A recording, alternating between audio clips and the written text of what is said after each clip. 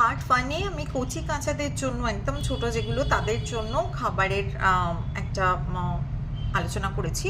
এখানে তাদের থেকে বড় যারা, তাদের সম্বন্ধে একটু বলি। এরা কি খেতে পারে? এরা ছাতুর শরবত খাবে লেবু দিয়ে, বিট নুন দিয়ে, গোলমরিচ দিয়ে। তাছাড়া তরমুজের শরবত খাবে, আম দিয়ে, দই দিয়ে শরবত খাবে, স্মুদি খেতে পারে ড্রাই ফ্রুটস দিয়ে, ওটস দিয়ে, দই দিয়ে, সঙ্গে খেজুর থাকবে।